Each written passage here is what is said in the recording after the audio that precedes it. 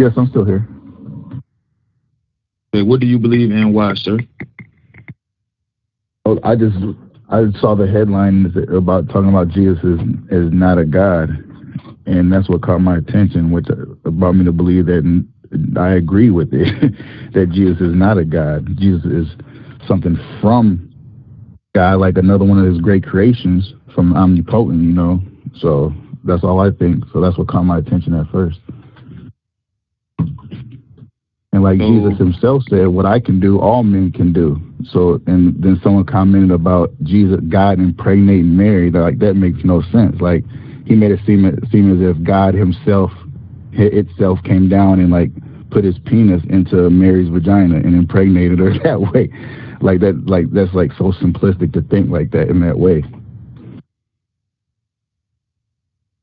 Well, I mean, I think all of it is simplistic, but I will ask you first, how do you know Jesus said that, what you said he said?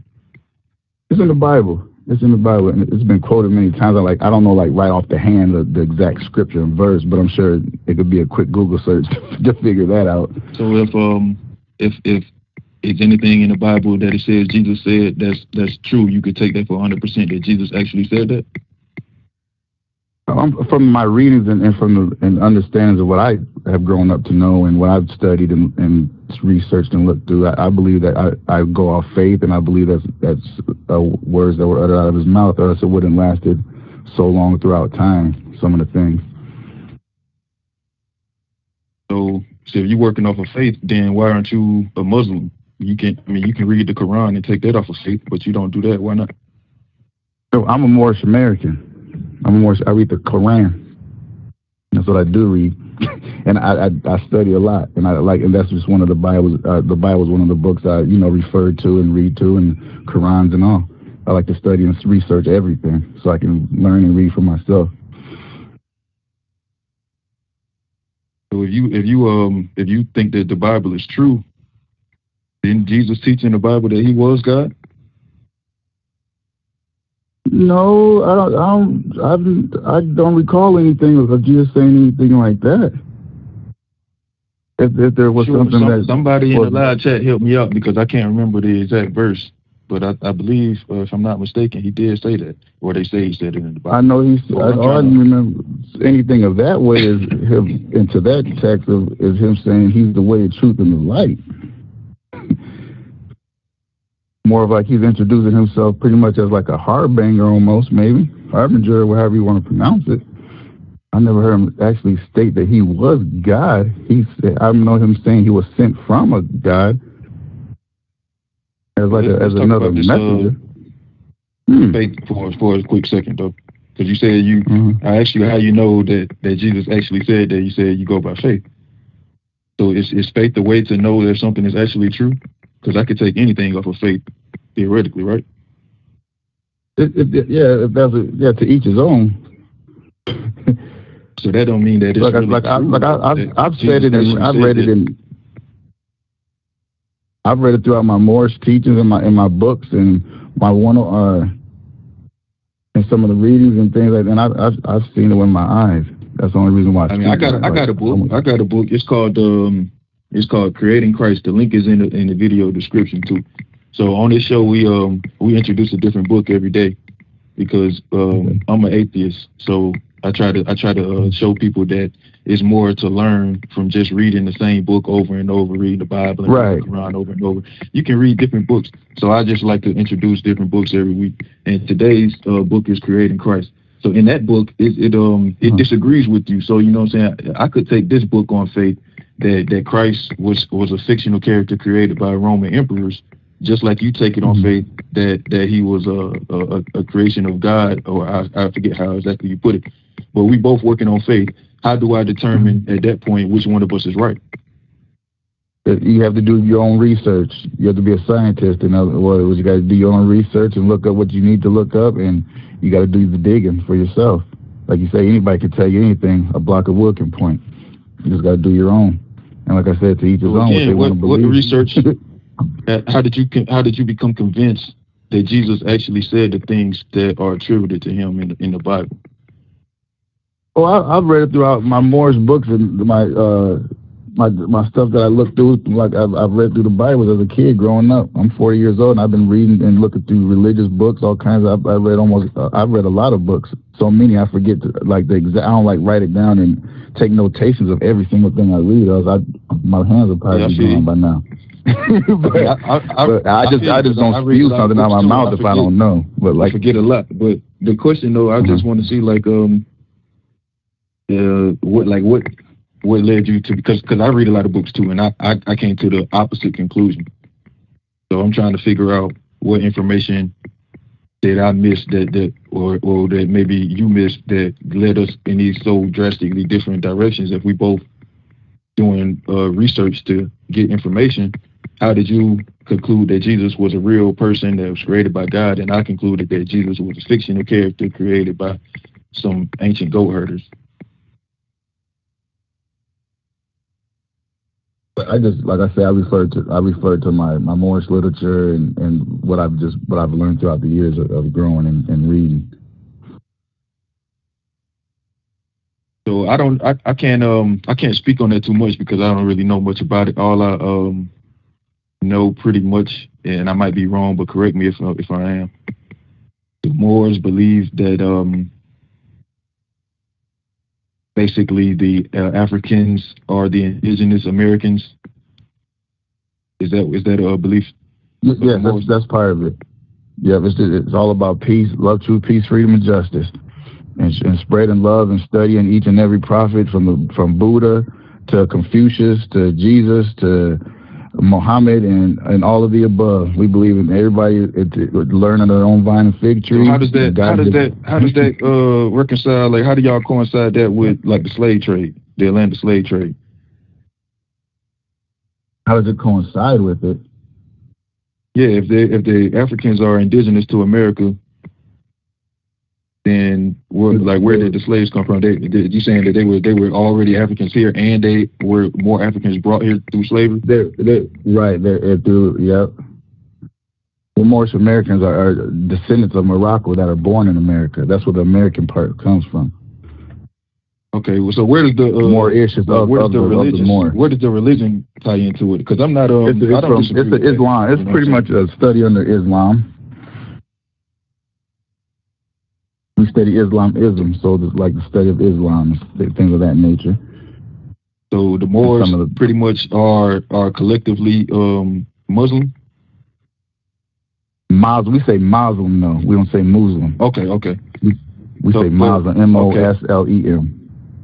Now I gotta ask, like, what you know about the fact that slavery was introduced by the Arabs, and so was Islam. Like, they kind of go hand in hand. Like, you can't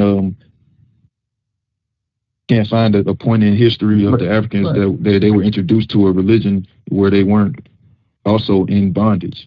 And I think the Muslim religion came from the Arabs, just like the Christian religion came from the enslavement from the Europeans. Or I mean, correct me if I'm wrong. I'm asking really. I'm trying to figure out the question myself. I'm saying. So what you just say? Do you believe that it was just created by? I'm asking basically how do you feel comfortable being a Muslim, knowing that it started with slavery of your ancestors, and that's the reason why you're a Muslim, because your great ancestor was enslaved by Muslims. The reason why I'm comfortable with this is because, like I said, it teaches much more than just the negativity of history of things like that. I look at the positives of things, the glass half full. I don't look at the negative things because I know the negatives there, but I don't give it homage and worship it like that and keep bringing it up. I look to the positive things of the temple and what they bring. Like I said, it showed me to open my mind to everything. I was stuck on that Jesus, God, this and that, until I started realizing, why would God just start and just make something, one thing, and stick with that, when there's other ways he can reach everybody when we're all in the end worshiping the same God? It don't make no sense for people to be fussing and fighting and arguing and debating and talking about it right now like we're doing, when we all should just be talking about love and unity. Like, there's too much out there to just stick to names and religions and beliefs there's more to that. There's more to living and going through planes and stages of life than always talking about stuff like that. That's what I got out of it, and that's why I'm comfortable with it, because it taught me to love instead of hate. Because I was like on a one-way road for just plain flat-out destruction. Jesus, Christianity, and all that wasn't getting me there, you know. So I figured to each his own, like they taught me. Worship under your own vine and fig tree. Jesus was sent to save Israel and all the other people, you know. So I take it for the love. You would. So basically, what I'm hearing from you is that you choose to cherry pick the verses that you want to believe in, and you don't believe in the ones that you disagree with, basically. So all you No, it's totally the opposite of what you're saying. And well, maybe I'm saying it the wrong way, or I don't know how to say it. But like I said, I believe in there's truth in everything. Just like I believe there's a godness to everything. That don't mean that Jesus or someone is the one, the omnipotent, the one. But there's a little bit of a trickle down from in us of God in everyone. That's what I believe. Like in trees, plants, anything that moves has form or shape that will change. That has to do with God. Anything you can see with fleshly eyes is of God. Anything you can't see, anything you think in your mind, I think that's of the one. And then, like I said, it shall all be under love. I mean, I hear you, but to me, what you're saying is not that's not what the religion teaches. That's not what I get from it when I read from it. I don't hear that love. But we're gonna put a pin in it right there, because we got another call I want to bring into the conversation. Area code 601. What's your name? Where you calling from? Hey, thank you for having me. I'm from Mississippi. The name is Cheryl. Okay, Cheryl, what do you believe and why, ma'am? Well, I really think it's time out for our people, meaning Black Americans, to, I think it's time out for us being involved so heavily in religion. I really think it's time out for that. We are under fire, under the fire of white supremacy, and it's urgent for us now. I'm talking about down to whether or not we'll have access to our very, common everyday needs to survive. And we actually spend hours on top of hours, meditating and emphasizing, things that really and truly haven't shown us very much result, as much as we have participated in those things all the way up to now. I'm not going to be divided from somebody that is of my race because they are of a different religion than I am. I don't think we have the luxury. I think that's a luxury, being divided from your own people. And here it is, we're about to be without water. We have no resources in this nation. We're talking about for our very survival. We put a lot of emphasis on individual. Oh man, I got my XYZ, whether it be gun or let me turn my truck off. I'm a truck driver. No matter what it is, it's all frivolous under our oppressors' regime. We got cops killing, Black people. All Black people are really able to do half effectively is march. We don't have any game plans. The people who I was supporting was reparations, right? And I know this ain't got nothing to do with the Bible, but I'm just saying, I really think it's time for us to put this aside. This is a luxury. This is a luxury. I would disagree. I think it do got something to do with the Bible. You know what I'm saying? Because the Bible, or I would say religion, not just the Bible, but religion is one of the things that separates us, because like we got a brother on the line who's a Moorish American, and then we got people out there that call themselves Christians, Baptists, Hindus, Buddhists, whatever they want to believe in, whatever belief system they want to, claim. And that's just a further thing to separate us. You know what I mean? It's like it's a tool. Oh, you pay 30 cents for lunch and I pay $1.45. Right. It's a tool of white supremacy. It's a divide and conquer strategy. Yep. And for some reason, we are under hypnosis when it comes to that. And I'm telling you now, we have already drowned and we're sitting at the bottom of the ocean. As a race of people, we're messed up, man. And I don't know. I can tell you what I used to ascribe to. I started out. I'm hearing an echo. All of a sudden, I started hearing. Well, I'm not hearing it. Yes, I am still hearing it. But anyway, I started out as a Christian. I lived over 30-something years as a Christian. I had a very sincere draw to doing what's right. Okay. I became a Hebrew Israelite. Changed my diet. Changed the way that I view what the Bible says. And it didn't take me forever. Nobody drugged me kicking and screaming, because what's in there is in there. I didn't write it. And if it's wrong, it's in there. You see what I'm saying? But I can honestly say the Creator gives us each other. Okay? And there are things that we as brothers and sisters are doing around one another. And there are things that our leadership in our different organizations are permitting to happen that are toxic. And you have entire groups, entire congregation of black people that'll see something is not appropriate and they won't put a stop to it. So basically, you're telling me that you don't believe in the righteousness of the book that we studying from. You see what I'm saying? So, long story short, when I pulled away from the Hebrew Israelite way of life because of the people. You're not about that life. You're trying to make me be about that life, but you're not about that life. So I started doing some studies in African Kemetic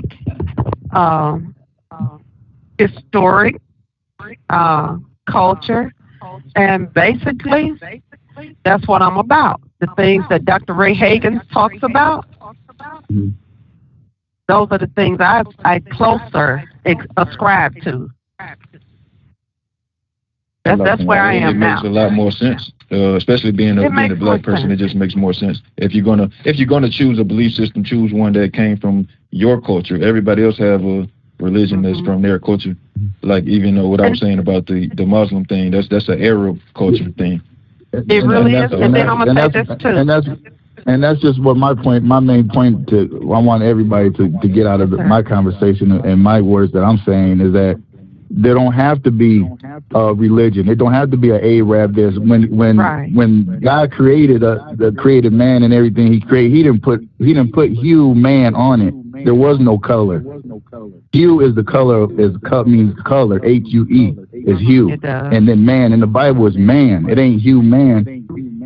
Man put that hue on there and gave people colors and religions and everything else. We're all supposed to be united as one under love.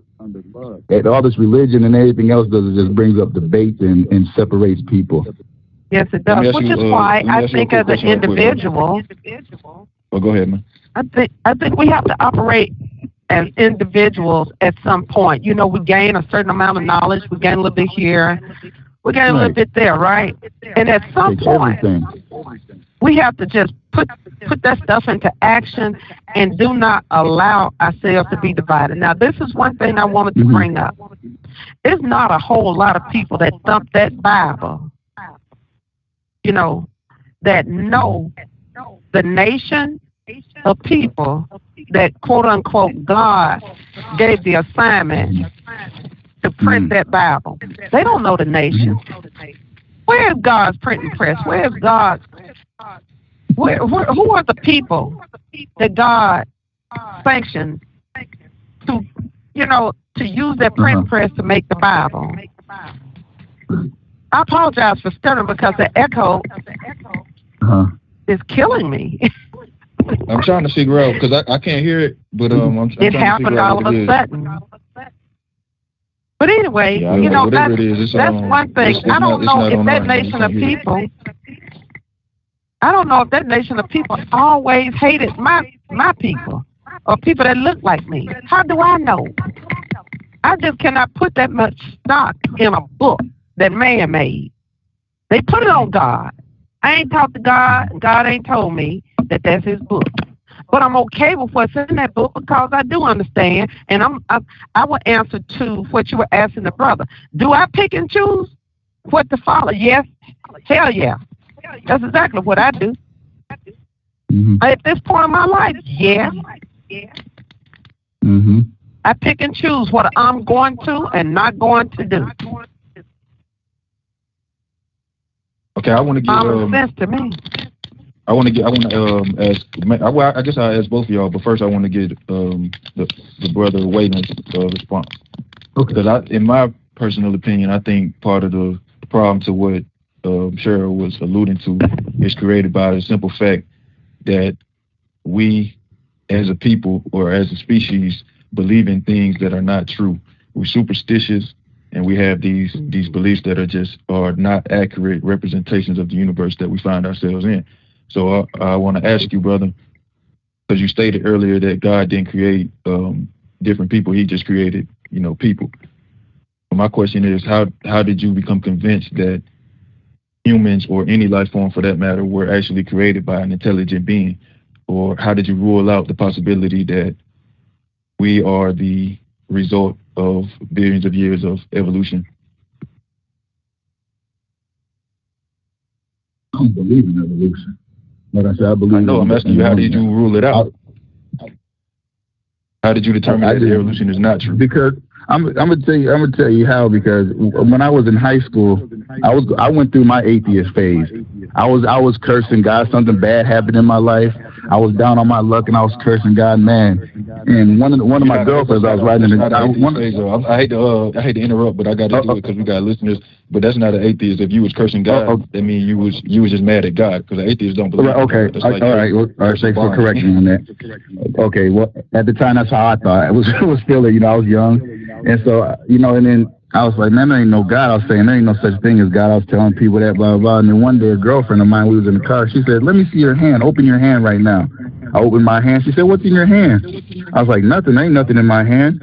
And she's like, exactly. She said, now if I take something and put it in your hand, then there'll be something in your hand. She said, you just can't just not exist. There's something that had put us here and did that, and it wasn't no man. It's like, what came first, the chicken or the egg? If that's true, then I will ask you, how does that God exist, or this creator intelligence exist? Did he have to also be created? Because you just said that if you exist, there had to be something there to create you. So the God exists, so therefore there had to be something there to create it, right? Yeah, exactly. And also, like I said, I lived a crazy mi vida loco. I lived a crazy life. That's why I don't know how to explain it, but I just can tell you that I've been in life or death situations where I know I'm not supposed to be talking to you right now, and there ain't nothing but it has to be a God or some type of angelic force or something that has saved me from places and things I've been in. I walked away from cars that have been smashed up like Matchbox truck cars and toys, and walked away without scratches on them. Science can't do that. Evolution can't do that. So that's why I know there's a God, and that's just one example. Waylon, sir, what you saying is that a few weeks ago, when that big pileup happened in Texas and all those people died, is that God did that too, and those people deserve to die because He saved you, but He killed them. So you believe that God didn't cause? No, I don't believe that. I believe that He protected them and took them home and brought them back to where they began safely, or put them on a different form of life to where they needed to be at. Go ahead, Can I chime in on that? I know when I read the Bible, the Creator in the Bible says, I created all things, the good and the evil. Did you know that? That's in the Bible. He said, I do all things. He even turned around and said, I do all things, the good and the evil. True. That's in there. But most Christians, it needed to be done, right?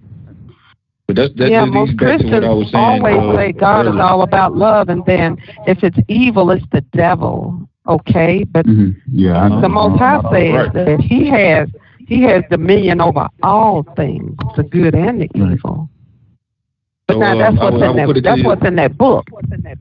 I put it to you like this, Waylon. You know the rapper 21 Savage. You familiar with him? I know who he is. I don't listen to that music though. I listen to N.E.W, something like that. All right, he got shot 6 times, right? And he's still alive. You know, he ain't limping. He ain't in a wheelchair. Nothing. It's people out here that got shot once. You know, I got a friend that got shot once in the chest, and he's dead now. So so you saying that it's no God or science that's behind the reason why 21 Savage is alive and my homie is dead. What happens is my homie got hit in the heart, which is a vital organ. The 21 Savage didn't.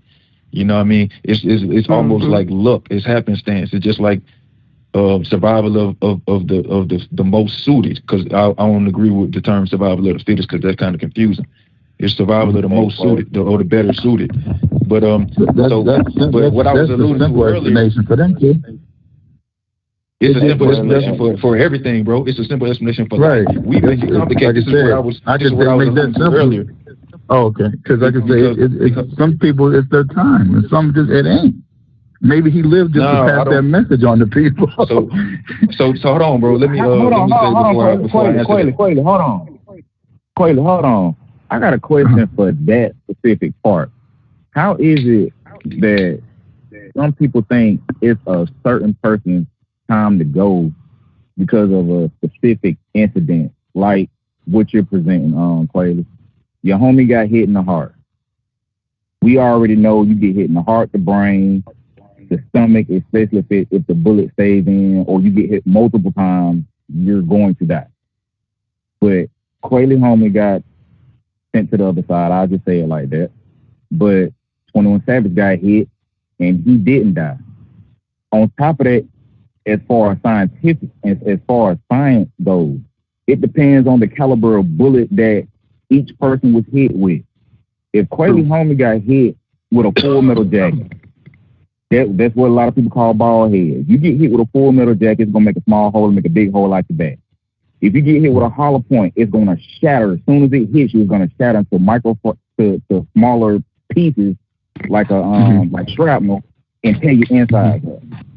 Let's say 21 Savage got hit with, let's say, a 9mm. They went through and came back out. Didn't hit nothing.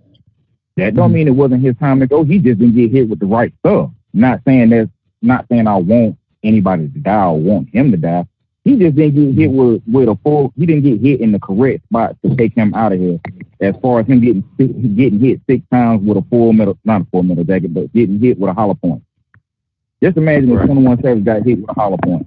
His insides would be and I imagine that the person that was behind the trigger wasn't that good of a marksman to be like, I'm gonna shoot him, but I ain't gonna kill him. So it's like it's like what I was alluding to when I asked the question the first time is this is one of the things that creates a problem in not just the black community but in humanity period, because what you're doing, I know you don't realize this, but what it does when you have that type of thinking about, oh, it's just their time or God saved me, is what you're doing is you're excusing all of this negativity and all this bad stuff instead of rectifying it. So when we have children that die of preventable diseases every day, you say, oh, it's just their time. It's just their time to go, instead of saying, how can we fix this?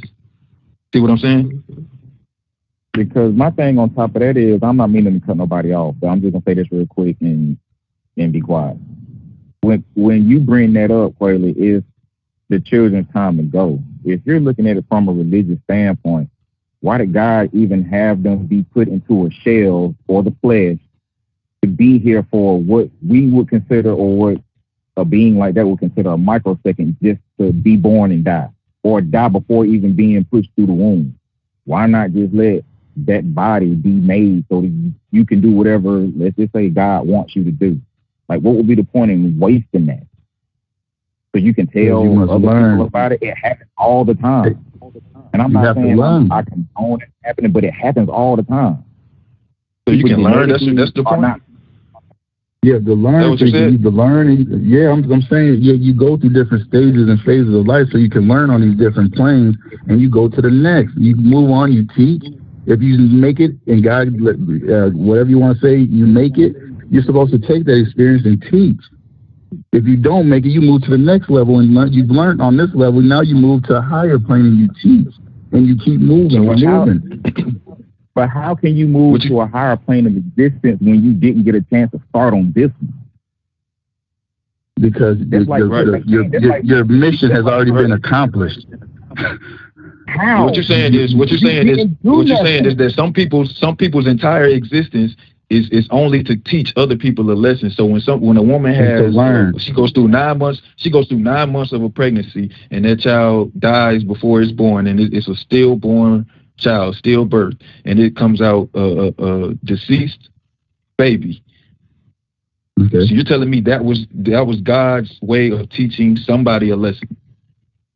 In some way, shape, or form, yes, I believe that, and that God can see something in the future, foreseeing that we can't see that could have been worse.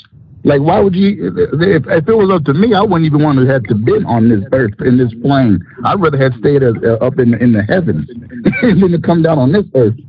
So it's more pretty much like a privilege. Maybe they would have grew up in a horrible home where they got molested, killed, or anything. Hold on, right quick. I'm gonna speak on that right quick, because I kind of understand what you mean by different levels of existence and stuff like that.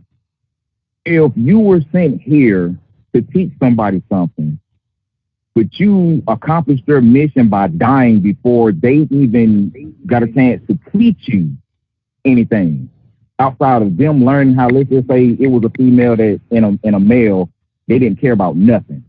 They can die today and be fine with it. They were just some ruthless people. Let's just say it like that. You're getting born into this plane of existence to get these people to care about a life. I'm just saying, not you, but as a God, you couldn't have them reach out to somebody that's in their family or a friend and have the friend or whatever teach them how to care about people, or see things that happen tragically to them, not directly affecting them, like they get into a car accident and lose their leg, or they have diabetes and lose toes and stuff like that. They had to go through 9 months of learning how to care for a smaller being that ends up dying. Do you, in a sense, from a human standpoint, do you not realize that messes with people's heads? I tried to have a baby, my baby died. I'm going to try it again. The baby died again. So you're going to keep using up this person's egg, since people are here to procreate and like spread the genes or whatnot, as far as, let's just say, being married. And their genes are dying every time they have a child. What lesson is that person learning? This is the part where God becomes mysterious. You keep sending souls to go into these shells to die, to come back. What was the point in doing it? If you need your spirit, your soul to come down and do a job, that's defeating the purpose. I'm going to put this bullet in this gun to protect me, but the bullet is a dud. I keep shooting blanks and nothing is happening. I'm going to get shot. I might not die, but I'm going to get shot. What was the point in putting blanks in a gun to do a job that is not doing the job that it's intended to do? Whether it's to protect myself or feed my family, like I'm hunting and grocery stores are shut down. If I'm shooting blanks, what purpose does that serve?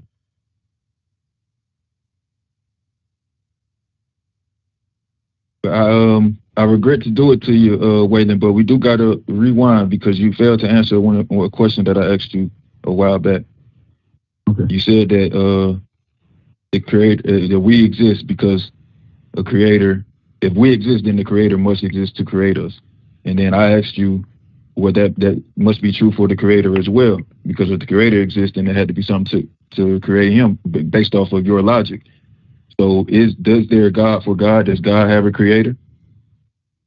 He says he doesn't. I don't believe that there is. I believe there's only one. There's only one. One. So where did God come from? Everything. But this is what I'm saying. Just to answer your question, I don't even have to talk about what I believe. I can tell you what I've read in the Bible, and he says he does not have a creator. You've ever heard the term Alpha, I am Alpha and Omega, the beginning. Yes, ma'am, I have. But what I'm trying to prove to y'all is that's what I'm saying. If you use this book, but I'm just saying, if you use this book explains it as if God has no creator. But if you go aside from the Bible, we trying to get to the truth. I don't want to see like but I just want what people believe. Only reason I brought that up, I'm not saying I believe that. I'm not saying I believe that. I'm just specifying where I think we shorten our viewpoint, of understanding when we just rely on this one source. Right. So it's like, look at it like this, okay? There's a book. Since if you wanna base it off of, okay, I know this is not your belief, but if you playing devil's advocate, if somebody says, I believe that God doesn't have a creator because it says so in this book, okay, if that's the case, I believe that Spider-Man is a real person that spins webs and saves people in New York City because it says so in this book. We got the same amount of evidence, but we know that Spider-Man doesn't really exist. And I'm telling y'all that God doesn't really exist just because it said in this book. And the way I'm going to prove it to you is because, but one second. Based off of your logic, when you say that we must exist because there has to be something to create us, if that's true, then there has to be something to create the creator as well. I don't believe that that's true, but I'm saying based off of what you said, God would have to have a creator, and that would lead to an infinite regress of creators created on top of creators, which makes no sense.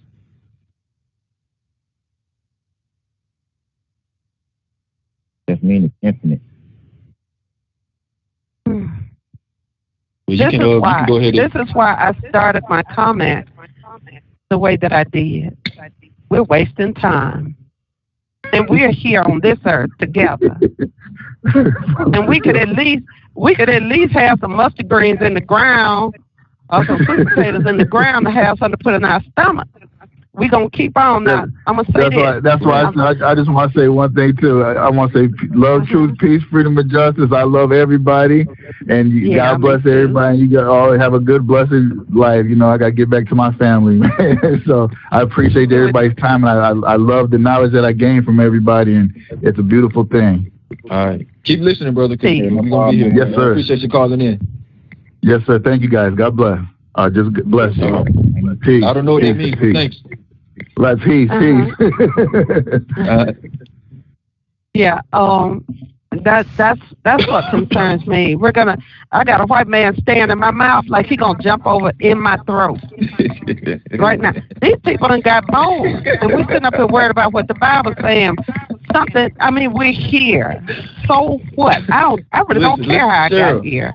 Sure, I agree with you, Cheryl. I agree with you 100%. But the problem is, we got so many people that still, like Brother Waylon, we got so many people that still into this religion that we can't just be existing on earth because it's just going to be me and you, Cheryl, because everybody else got their head in the clouds waiting on Jesus to come back. It's indoctrination. They've been indoctrinated, and they don't know that. They don't know that. They know they can't prove it, but they have all the talking points.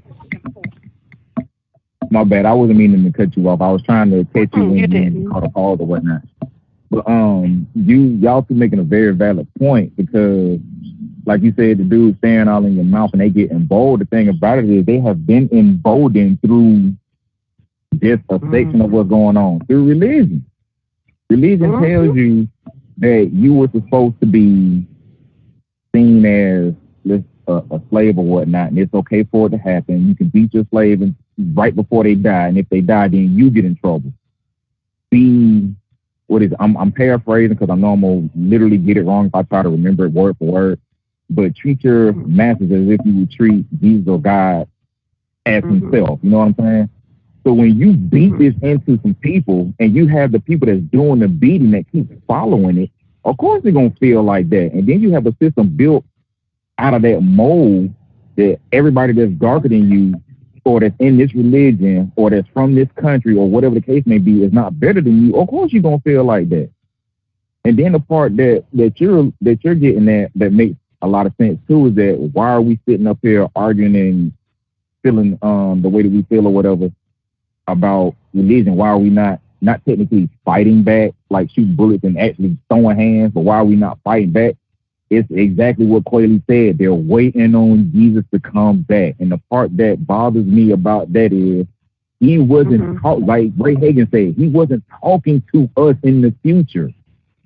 The video that he showed breaks it down perfectly. He wasn't talking to future generations or next generations or generations that are to come. He's talking to the generations right there that's in front of him. If Jesus was real, as the Bible says he is, in that aspect, he's talking to them. He's not talking to us. And people take it and preachers break it down and be like, he's talking to us. We're waiting on this to happen. Why are you waiting? Every other community is together but ours. And they got their own version of religion.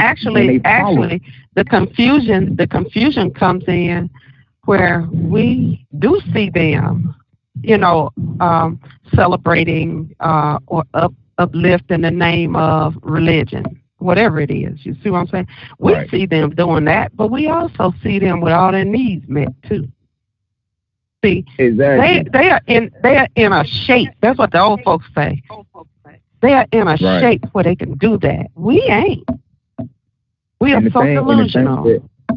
And I'm gonna say this. I never said one word about us fighting. I'm not saying that we. First of all, we would be idiotic if we even thought that would be the right move. We'd be if these people can wipe us out. These people could wipe us out in less than 3 days. I'm convinced of that. Because that's why I was saying. I'm sorry. No, you good, ma'am. I was just adding on to what you were saying. That's why I was saying in the part that I was speaking on, that in a physical sense, we ain't ready for that because we're too divided. We will have small pockets of resistance, but it's us. Those are excuses. It's time for us to open our eyes. We've been using that excuse, since time immemorial. We've been using that as an excuse. It's an excuse, and it might, but I'm going to tell you something. Either then we're okay with dying, being destroyed at the hand of our enemy.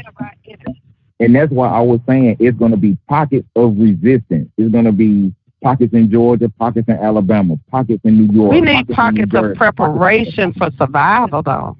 I'm not interested in resistance because resistance requires technological power that we don't have access to. These people got bombs. We got guns. Who's going to win? But at the same time, if you can't protect what you have, you're going to die anyway. We got to get something first, King. All we got is our lives, our naked ass, and our lives. That's all we got.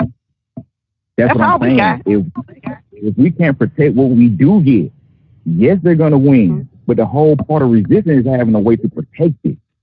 If you got land and no weapons, I'm going to be done.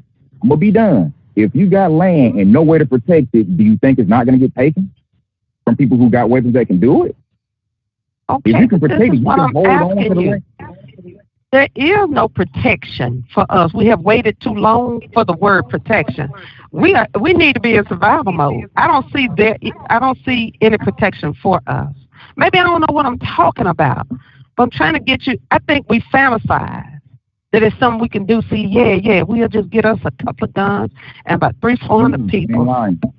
You are not lying. But the least we can do is to make sure that we got a place to grow some food together, look out for each other, begin to educate, practice sciences. And we could do that. But now if we start down the road of, I guess you could say, coming across like we're doing something to protect ourselves violently with weaponry, common sense tells me, we need guns. These people got bombs. They don't even have to get their clothes dirty to mess us up. That's the shape we're in. And I really care about that much more than I care about whether or not you're going to do right or wrong. Because that's what religion is for. That's true. Whether or not I'm going to make up my mind to steal not to steal. To kill, not to kill. That's all religion is for. I'm going to do right. I'm one of those people. I don't want to take what's yours. Now, we got that out the way with this one individual. But our people are so tough. It's bad. It's bad. I understand your frustration. I do. And that's why I was saying it in the aspect of, I'm going to revert back to what I was saying, not physically fighting, not physically getting guns and throwing hands. Because I agree with you. I do. That's what I was trying to say. I'm not trying to disagree with you. I'm agreeing with you. Because when you was bringing up the point of we got to get food and be in survival mode, at the same time, when you're in survival mode, you still have to be able to protect yourself. Let's just say you're in the wilderness. That's true. Let's just say you come across a wolverine. I'm not even going to use an extremely big animal like a bear or a pack of wolves. You come across a wolverine. We know wolverines are one of the most deadliest animals as far as being in the woods. They take down grizzly bears, and grizzly bears are like 500 to 700 pounds, and one swipe, they'll knock your head off. That's scientifically proven. Yes, sir. Yes, sir. If you don't, hey, how you doing? If you don't have the ability to at least get away or fight back if you have to, like you're cornered and you can't get away, you're going to die. That was part of what I was getting at. If you grow food, and we live in this, let's just say a utopia, where we grow food, we got scientists coming up with ways to cure diseases, make our food better the natural way without GMOs and all that, that's a beautiful plan. But if the people that can drop bombs on us don't even have to use bombs, they just bring in an army to take it from us, we have no way to at least hold our ground to move to somewhere else where we can prepare to take on that type of situation. And in a sense, you really don't even have to do that. If you got, as far as technology, a person or a group of people that can hack a system, prime example, gas, you can hack a system, you can shut a country down. If you got people in your group that can get into the grid and shut the grid down, you have no planes, you have no fuel, you have no way to use communication. You've already won the battle. They can't communicate without Wi-Fi, without the towers. You shut that down. You've already won. But you don't have 1/16 amount of black people that give a damn about even trying. Exactly, and that's what I mean. And I'm not saying we shouldn't, but I don't know. These people are listening to our conversation right now. That's we are already. Watch this. We are already behind the 8 ball. Can anybody disagree with me without going spiritual? So that's where you have to go. You have to go in the fantasy line. And that's what bothers me so bad with the least we could do. I mean, look at the killing of Trayvon. That's done a good spell back, right? So you would have thought our people would have said, wait a minute, that's a kid. That's a kid. We got to, we've been acting a fool. We done danced enough. We done drank. We done ate with our big asses. Boy, you see how black folks done got fat. And the crazy thing about it is, it reverts right back to what Kweli was saying. They're waiting to get saved, which reverts back to religion. I don't even think it's that broad. It is. You think it's that? I think it is. Not I think to it me. is. That's why I focus on it so much. Kweli, let me have my 2 cents right quick. I think it's on what y'all talking about. I just want to. I would say I think we got one option, because the way I look at it, I think that just allows them to be on autopilot. Well, yeah, it does, but that's what they don't realize that though. So like what we fail to realize as a people is that we are still in a war that's been going on for thousands of years, and over generations we collectively have forgotten. But our enemy haven't forgotten. They're still killing us, but we not killing them, and that's because we got it in us. Just like you were saying, that ain't what I'm about. I don't want to go take your stuff. I don't want to do that. But guess what? They're different they come from a different place. They come from a different background. You know, we people of the sun, they're people of the ice. They come from the caves. We come from the grass. So it's just a different environment, a different culture, a different way of life. They got us in. The situation they got us in today, we are captured. Right. But the reason why we the reason why we can't fight back physically right now is because we are not unified. Now, if we was unified and using our heads, we would have a Wakanda. You know, if y'all haven't noticed, like black people in America are the most influential people in the world. We got people in Korea rapping. That started in Black America. You know what I'm saying? So not that long ago. So like everybody want to be us, but they don't want to be us. So we the shit, but we done and that's why they hate us. But can we discuss? Let me ask you this. So I agree with you. I would never disagree with it. I seen the excellence of my people, the natural excellence. That's what you're alluding to, of my people. On the other hand, these people are at war with us today. Right. We don't have a chance. We really don't have a real chance to defend ourselves. We don't know what's on their mind. We don't know what they're going to wake up and do tomorrow. I think we do have a real chance. And you know what? I can't tell you what the chance is, but the reason why I think we have a chance is because they going so hard. They going so hard against us. You know what I mean? Because it's like if they had the lock on us, they would be sitting back kicking their feet up. But I think the whatever grasp they do have on the black community is flimsy because they panicking. If we don't say that, we may as well believe in Jesus. I'm gonna say I'm just being pessimistic. I'm sorry. Playing devil's advocate. Off of data. If you look at the data, the black community, even with all the abortion and Planned Parenthood and all the black on black crime and the police brutality, the black community is still growing, and the white community over time is shrinking. And genetically, if we mix genetically, they'll shrink even more. That's what produces all the racism and the hatred. You bring up something that a lot of our people do not understand. Let me speak on that just for a second before you get to say it in. Let me speak on that just for a second. That is one of the main reasons. This is going to be a two-part. That is one of the main reasons why they're going so hard. If you listen to what Joe Biden said, I'm just using this as an example to bring context to what I'm saying. He was saying by 2040, it's going to be a lot of Europeans in America, just as part of the planet. I've looked up and they were saying by 2040, it's not really going to be like that. It's going to be more people with the hue of Colin Kaepernick that's running around. Because if you think about it, what Kweli just said was that it's more, not saying more of us, but we're not dying off as fast as what they want us to. Then you're bringing in the southern part of the continent. You're bringing in the Hispanics, the Colombians, the Venezuelans, and stuff like that. Don't say you are bringing in. They are bringing it.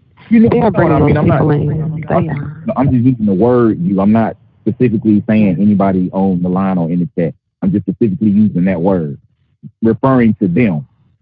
I just say it like that. But it's important. It's important that I point that out because that is part of their plan. Those people are what I call pseudo-whites.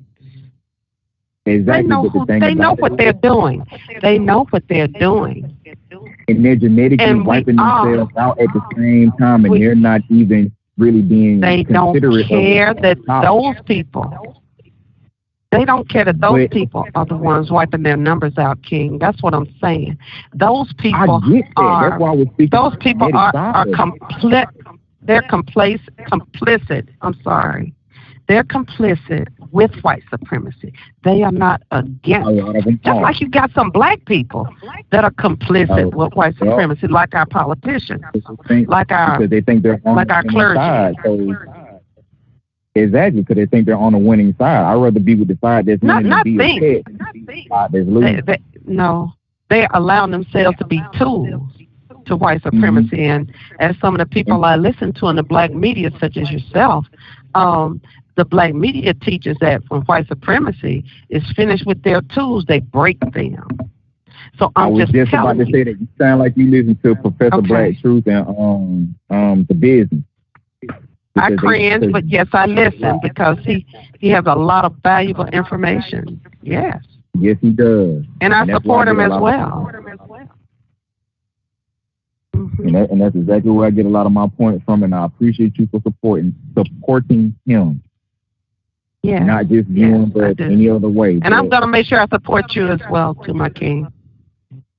But that's what I was trying to allude to with the genetic side of things. They're wiping themselves out on top of using them as the step stools to keep certain situations going.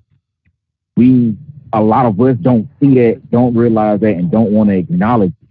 But they're showing folks down in California that they with white supremacy. Some of them playing off the Proud Boys and helping them do what they got to do to help make this situation a lot worse than what it is. A lot of them won't a race war because they know in an actual war, like let's just say we did some Civil War type stuff, they would win for the simple fact that a lot of our people are waiting to be saved from something that's not going to come save them, and they're afraid to link up because they don't want to lose friends, family members, co-workers, whatever the case may be, that will put them in a rock and a hard place. Like, I work with this person, I got a son or a daughter that's dating this race of people, and how can I go against them when they're part of my family, when they're not realizing that same group of people is not right? I don't blame our enemy. Our enemy is perfectly evil and diabolical. And unfortunately, we didn't have to sink to the depths of helplessness that we have sunk to, but that's where we are. In a sense, you don't have a choice when you're outnumbered and you have a system built against you. Yes. It's unfortunate. And I sound so pessimistic. I mean, I wish I didn't have to feel this way. But this is how I'm just expressing, to you all how I truly feel. Do your thing. Do your thing. Yeah, that's what you're supposed to do. We love it. Me personally, I'm on my David Banner shit, man. Me and David Banner, we on the same page. And if y'all tune into the David Banner podcast, y'all know what I'm talking about. Hey, tell him I said what's happening, man. Put me on the show.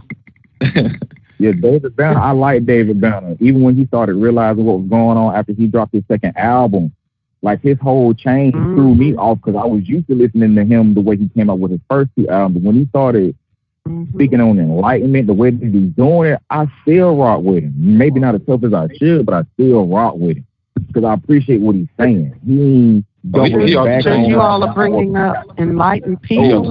Have you all ever heard of K. Reno out of Texas? Out of Houston? Yes. That boy Reno is one of my other favorites. If you listen to some of his songs, oh my goodness, he be speaking some fire. I forgot to tell you. I had a friend of mine introduce me to him.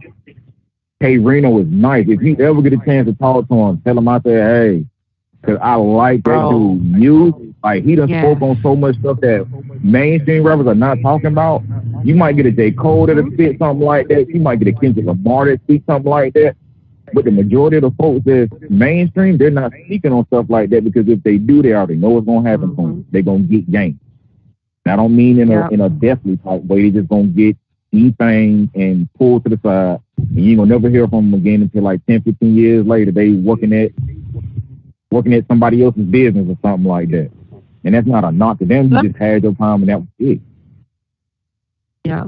Hey, can I chime in with the Bible? Do your thing, man. I found that verse, one of the verses that kind of, a lot of Christians and their ministers overlook this, where the Creator speaks about. Let's see if I can find it again. I thought I had it. Let me see. Oh, House of Israel. Man, don't tell me I should have been turned it. Creator having Here it is. Yeah. It says that, wherefore I gave them also. Now, this is Ezekiel, the 20th chapter, the 25th verse. To go to show you, I'm reading this out of the Bible. It says, wherefore I gave them also statutes that were not good, and judgments whereby they should not live. And I polluted them in their own gifts, and caused them to pass through the fire, all that openeth the wombs, that I might make them desolate to the end, that they might know that I am the Lord. Wherefore I gave them statutes that were not good, and judgments whereby they should not live. That's God talking. Now that's supposed to be a punishment that he gave to his chosen people, Israel. So I'm basically Did you all know that God said that? That verse do sound familiar, but I really don't remember. Yeah, I think I might have heard it before, but you know what I'm saying? It's just one of those things that, you know what I mean, you got to hear a couple times. But yeah, I just took note of it because that's crazy. Because like and you said that you came from the Hebrew Israelite faith, and it's crazy because they believe that, and they kind of like that's what they use to excuse all of the bullshit like slavery. They say, oh, well, that's a punishment from God or whatever, and we did something back then, and we deserve all this shit. You know, that's kind of what I was getting to with the other brother when I was talking about, you know, when you believe in faith and all that stuff. That particular verse is supposed to be kind of reflective of how we ended up with Jesus and the New Testament. Because, see, throughout the Old Testament, God tells you in this Bible that he is your only Savior. Besides him, there is no God. That's the Old Testament message.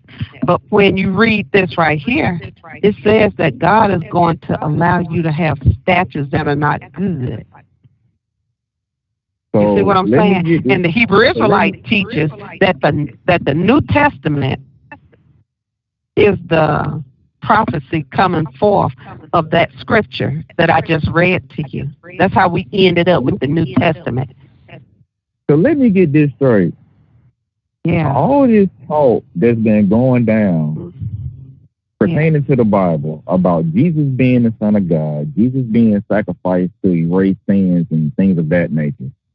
To read that verse in that part of the book, that chapter, was basically a setup. I'm listening. I'm wrapping my head around this because people will say God is all loving, like you said earlier. God is all loving, but at the same time, you also mentioned, which is also in the Bible, that He is good and evil. So if that is the case, what is the point in having? What is the point in having Lucifer become Satan or the devil, or however people want to phrase it, to know him as? So you have two versions of evil and one version of good that is setting up all this stuff to have a sacrificial lamb die for the sins of all mankind, to therefore tell your people later on down the line, I did that to set you up. I'm going to go to jail for you so you can get off, but while I'm in jail, I'm snitching on you, getting you locked up too. And what I'm going to do, I'm going to type in the, on your page here, that verse that I just read. So when people please do. Hear this. That is crazy how people will set up and follow this book like that and don't even catch the contradictions. To me, that's a very big contradiction. And do you not know a lot of our people will not admit that there are contradictions throughout that book? Yes, there are people that would not. I know of at least 10. I don't know them off the top of my head like that, but I know of at least 10 of them. That's not even halfway through the Bible. Of at least 10. That's before you get to Job and not Ezekiel, but Job, Matthew. Even some of them are in Matthew. Like 2 or 3 of them are in Matthew. Yes, sir. And you will ignore the contradictions to say this is the word of God. Question. I'm not saying this for anybody to answer. I'm just saying this is my question. If God is all-knowing, all-powerful, and it's perfect, how do you set it up to where there's contradictions in your word and you don't correct it? The answer is because that God ain't wrote that. I think it's for confusion and distraction, just like I started out saying. Exactly. But the reason why people don't notice the contradictions is because, for one, it's written in Old English, and we don't talk like that. So people going into these Bible studies and into these churches. But they swear, but damn, they know what it's saying now. Come on. There's no excuse. It's close enough to English for them to beat you over the head with it. I don't want to hear that. Exactly. Now we all been believers before. We all been religious before, so we know exactly how it feels to bolster up something that we don't understand, because we're afraid to say it's not true, or to sound different than everybody else. It's out of fear. Yeah, it's out of fear. And you know what I'm saying? These people don't understand this stuff, for one. And even if they do see the contradiction, they scared to admit that it's a contradiction, because they think that it is the word of God. So if you go against this, you're going against God. You know what I'm saying? Exactly. I used to have people scream. I had a woman fall out at work on the floor and kick and scream because I was making some contradictory, I guess to say, facts. She man, I'm serious. And she just screamed. She's like, I can't take this. I can't. It was like, why are you acting? The sun's still gonna come up tomorrow while you down on that floor getting dirty. And water still gonna be wet. If you think about it, if you come at it in a religious aspect, she was possessed. Because she allowed it. She put that on herself because she didn't understand something, and she didn't have enough faith in what she had pretended to learn all along. She didn't have enough faith in it to listen objectively and weigh something. See, I don't try to make this book be right. You understand? I don't try to, because I didn't give this book to myself. This is not my work. So I'm not obligated to make this book right. This book got to come right. And it has to, I'm going to say this. I was created, and I did not, as Sarah Sutton said, he says, I didn't have this book strapped to my ass when I came here. I'm just saying. I didn't have this book strapped to me. I was an innocent infant when I came into this world. I didn't know nothing about this book for many years, and I made it. Okay. My whole thing is that if it's if God is Almighty, the Alpha, Omega, and perfect, or whatever adjective you want to put on it, in what world is a book the best way for him to communicate his message to humans? I mean, because humans write books. That seemed like some low level shit for a God to do, to write a book. Especially if everybody don't like she said, if we're not born with it, you know what I'm saying? If it ain't like, oh, you know what I'm saying, attached to my hip. If God wanted us to know it, why didn't he just put it in our DNA? Like, that's God. He could have done that. But you know, the fact that you got people on the other side of the world that have a whole nother book that they believe in just as wholeheartedly as people over here believe in that Bible. And all you got to do is a little bit of history and realize how we got it, and then you won't bolster it up so much. But the fact of the matter is, people fail to research and they don't do the history. And we swear and be darned, we believe in science. We believe in science. So you got archaeologists who are scientists, right? Yep. Archaeologists are scientists of sorts, right? They can show where things predated the characters of the Bible. Predated, that means they came before and walked on the face of the earth. A lot of them don't. Yeah, they do. Yeah, they do. They reject it. No, they reject it. They reject it. I was about to say that. They reject it and ignore it. Well, if that's when it comes to this, they pick and choose. Exactly. Right. And that part is so mentally destructive. I'm gonna say, from my understanding, what the coworker you had that you was breaking this down to, she had a mental break, not going crazy, but she had a mental break. Her cognitive dissonance was kicking in so hard, she didn't know no other way to react to it but to do that. Because some people don't understand what that means. The way I break it down, the way I understand it is, if you tell somebody the truth, they see the truth. Their mind is so bent in a certain direction that the truth will fight against that to get you to realize it. But you're so bent in that direction, you won't unfold to realize what's really going on. I just use it as an example. I break your arm. You see your arm is broke. Your fingers don't work. I'm telling you, your arm is broke. Your mind is so bent that it's supposed to be like that you will fight tooth and nail to believe that your arm was meant to be like that. God told you to break my arm. Why did God tell you to break your arm? I did it to prove a point to you. You can heal from it. All you got to do is just put it back in place. You're good. No, God told you to do this to me so I can understand that God is real. So why didn't God give you the ability to prevent me from breaking your arm to let you know that he's real in that aspect as well? Why did he let me cause you physical harm? Yes. You have no answer. These are the things that I question. I really do. And then your brain goes to fight against it. So what you do, you lash out like a 5-year-old. You fall out on the floor, kicking and thrashing and going on because your brain is telling you this is not what you're supposed to be into as far as listening to knowledge. The knowledge that you And I'm going to be honest with you. When she did that, what she did by doing that, she really admitted to me that what I was saying to her was so powerful that she just couldn't take it. She was getting it, and she didn't want to give herself time to think rationally. And so she acted out that way. It worked. A beautiful woman, dressed well that day. And she did that.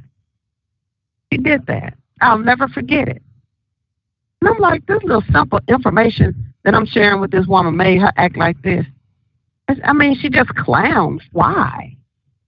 Her brain went into fight mode.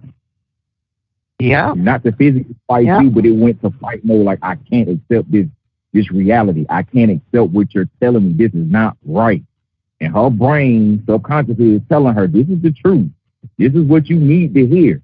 But she's so bent in that direction, she don't want to acknowledge it. She don't want it to be real. And I'm gonna tell you something, brother. Most of these Bible believing Christians and otherwise, and I ain't talking about white people. I'm just focusing on black people. Most of them don't know what's in the book. They don't. They know what's been said in church, read up to that point to understand what was really going on for Bible study and Sunday service, or if you go to Saturday service. That's it. A lot of people that's Christians, they use logic and rationale to live their everyday life. And when it comes to that book, you throw logic completely out the window. I had a friend of mine. He's still a friend of mine. I just haven't had a chance to talk to him. Me and him would, whenever we got a chance to meet up, we would discuss this type of stuff. No arguments, no flipping out, no none of that. And he was telling me from the part of the conversation I can remember, he was like, you can't use logic when it comes to God. I said, how come you can't? He gave it to you, didn't he? Wow. I said, understand how can you not use logic? Because he's outside. How can you have so on and so forth? I'm like, how can you have discernment? How can you have discernment? I use discernment on my way to my location where I am right now, right? The interstate was flooding. I was on 635 on the way to Fort Worth, and it stormed pretty good, right? And there were about 5 big pools of water sitting out in the middle of the interstate, right? Had I not used my discernment, I probably could have called, and I seriously doubt if anything would have happened to this truck. I go down the road with 80,000 pounds on my back, okay? That's what I roll with. I don't roll light. But I could have called somebody else to get messed up. But because I use my discernment and I care about people, I threw my hazard lights on, and it works. So if I didn't count on Jesus or the Lord, except, I guess you could say, I don't know. You know where I'm trying to go with this. You're using your rationale and your common sense to not do that type of stuff. Because you're working around you. You can't slam on brakes with 85,000 pounds and stop on a dime. It's not going to happen. If your rear brakes don't lock up like they're supposed to, you're still going to move forward. And if everything does slam on brakes like it wants to, you're still going to move forward because of the momentum that you have, plus the weight that's with that, you're going to move forward. So if there's and guess what? Total, you're going to run right through them. And there's nothing you can do. And guess what? I'm hauling liquid. I don't have baffles, meaning I don't have partitions in my tank. So that's what I'm saying. I'm blessed with a certain amount of knowledge and care. There you go. They slosh. what I do, that this truck does, the product does. It will flip me the heck over. So that's what I'm saying. You do need discernment in anything that you do. Anything. Or jackknife. Thank you. Thank you. I used to work around. That's how I know what you're talking about. Yes, sir. I used to work around. Our people we're going to have to get a grip. So like Kweli was saying, they got to let go of this religion first. Because you're going to look at it. Because it's a certain part of the Bible that I used to read that said, because I was always wondering, like, why people are not fighting back. It's a part of the Bible. I'm sorry about that, y'all, folks. Down the street from me, raping. People are not fighting back because they love being distracted, bro. I'm telling you, it's not because they think. Okay. It's a lot. It's both. It's both. It's got to be. That's what I'm saying. It's not just that. That's a part of it. I'm not throwing that out the window. That's a part of it. That's attached to it like a train car. But it's a part of the Bible that says, you shall not take wrath upon somebody or something like that. You're supposed to let me do it. I'm paraphrasing. So when you read that in the Bible and you take confidence and release into that, like, okay, if you slap me in the face, God gonna get you back. But if I keep slapping you in your face and nothing happens, then what? You're gonna be constantly praying and hoping that something happens to me to get revenge on me for me doing you wrong when all you had to do was move your head or put your hand up to block the slap. That's something you could not do, but that's something that person could have done. You could have stepped back, put your guard up, grab my hand so I wouldn't do it. The person could have done, excuse me, I keep saying you. The person could have did all of those actions to prevent the slap, but did not because they think that God or Jesus or however they believe in it at that time is going to prevent me or get me back later on down the line because of what I did to you then. When all that could have been shut down at that point in time when I was slapping that person. I really think that, once again, those are cover-ups for not wanting to take action. We have been, it's like we're in a daze or something as a race of people. And that's why we refuse to unify, because we don't want to get caught. We don't want to get them hands from the oppressor. Now, it would not be wise for us. The average black person walking around in America is delusional, even no matter how successful they is. And I say that because they got an imaginary friend. You know, at all times they got this imaginary friend. Or if they don't got an imaginary friend, they got some type of fake belief system that they believe in that's not fucking real. And I used to be one of those people. I used to believe a lot of shit. That's why I talk so much shit now, because I done been through all these different walks of belief. So it's like I know how it feels to believe in something. And I like when I talk to different people, it's like everybody's got a belief in something. Most of them is the religion thing, but some people believe in like the law of attraction stuff real heavy, and the crystals and stuff. And like my oldest daughter is into that, but she'll cuss her mama out. Into the astrology and all that stuff. Yeah, I mean, she don't know she's messing with a fool. She's messing with a fool. Yeah, I used to be into that stuff like real heavy too. You know what I'm saying? Like, and that's how I know it's not nothing real to it. But it's what I'm trying to say is it's a lot of different beliefs going around in the minds of the people. So it's hard to get everybody on the same page because everybody is so separated. And not only do they got these belief systems, you got other distractions, like you got sports, the Love and Hip Hop or whatever's on TV, whatever your favorite show is, and the music, everything that's in the media that which is heavily controlled by a small group of people. You know what I'm saying? So they deciding where we digest it. It's changing now because of the internet. Shows like this that they can't stop. You know what I mean? Just like random people just starting their own shit. But before, it was heavily controlled, and all the content that you get was just, what they fed you. And some people they like to get fed that stuff. So it's like it's a delusion. Like I put Ray Hagans on a lot. because he said a lot of shit that I want to say, and I'm like, he already said it, so I'm just gonna let him say it. So basically, what he said was, he's you know what I'm saying, it's like your religion or believing in something that's not real. You can get medically diagnosed for having a diagnosis. Like if you believe in a reality that's not a real reality, you are by definition delusional. So, you know, that's what we battling out here. You know what I mean? Before we can become a force to reckon with or liberate ourselves for real in this country, we got to get unified. And before we get unified, we got to stop believing in stuff that don't exist. Go ahead. Right. What do you all think about, you know, becoming expats? I don't know what that is. Expatriating out of the United States. I've heard of that. Yeah, just, you know, oh, wow. That's what I want to do. I want to leave the United States, but I'm really not sure where I want to go. I was wondering what you all thought about that, because I don't think we have any form of a true level of peace with the race soldiers, you know, in uniform, wearing blue. You know, I don't pay Ray Ray. I don't pay Ray Ray with my tax dollars. I don't.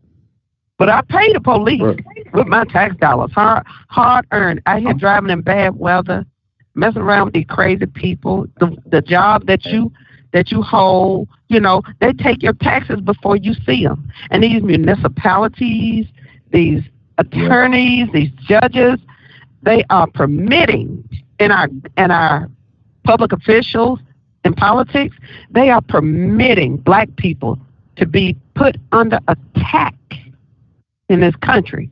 They're permitting that, all of them. It's not just the police. So that's why I have a desire. Oh, I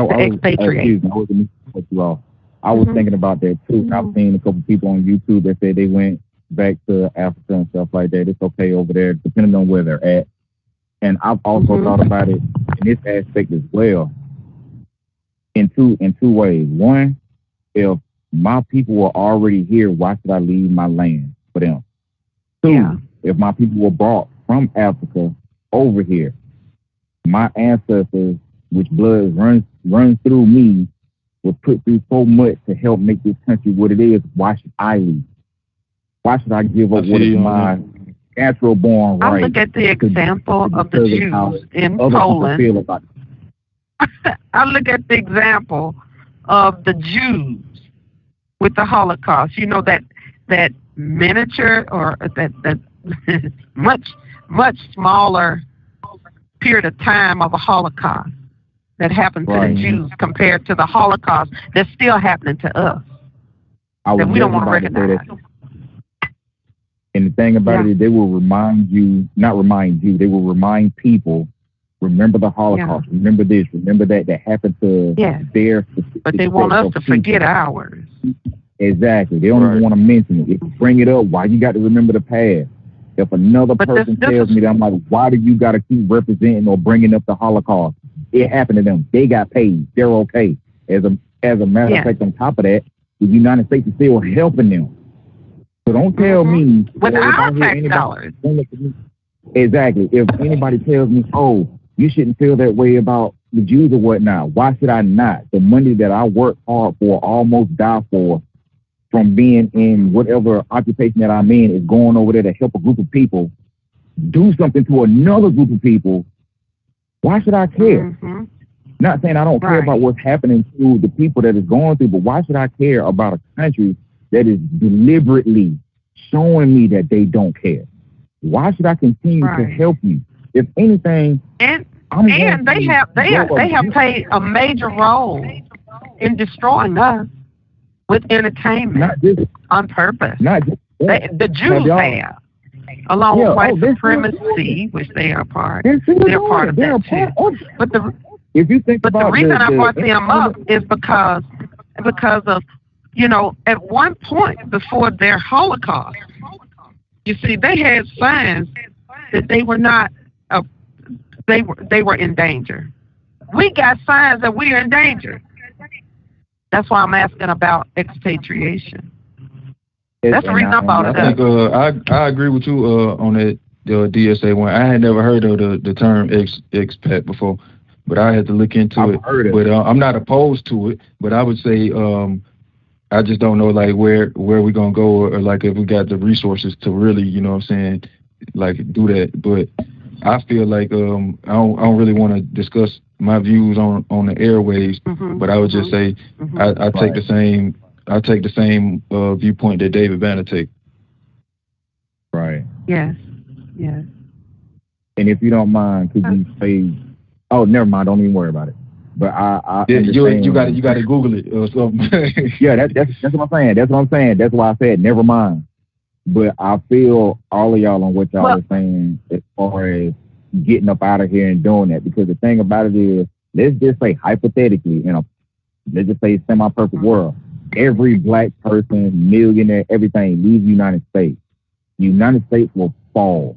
Everybody knows that, except for the majority of our people. It will crumble because without us, you can't do anything. You can't get the most popular music sales. You can't get the exciting entertainment as far as sports goes. You can't get the styles that you have now if it wasn't for us. You wouldn't get the music that you have if it wasn't for us. So if we just but those things are not life-sustaining, though. You have to understand.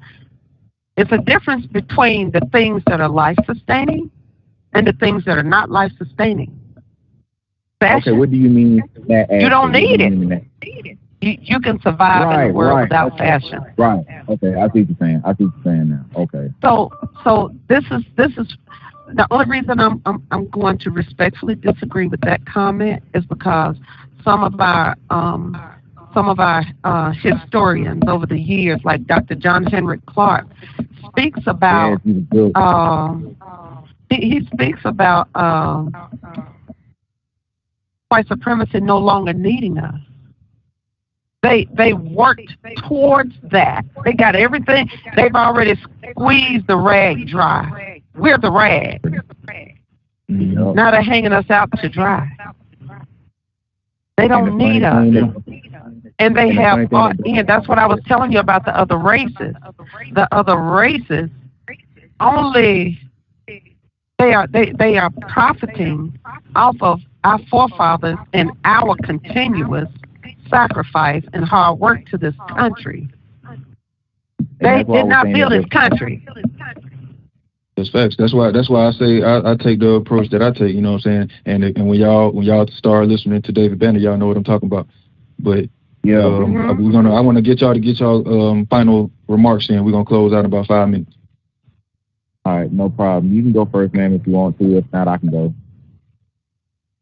Well, I think that it's important for us to continue these conversations among our people. It's time out for us being distracted with things that we can't prove, things that, are not putting food and protection and security in our presence. So, that's basically what I want to say. I respect our religious walk, and I do love the Lord. I don't know, I don't box the Creator in. I don't.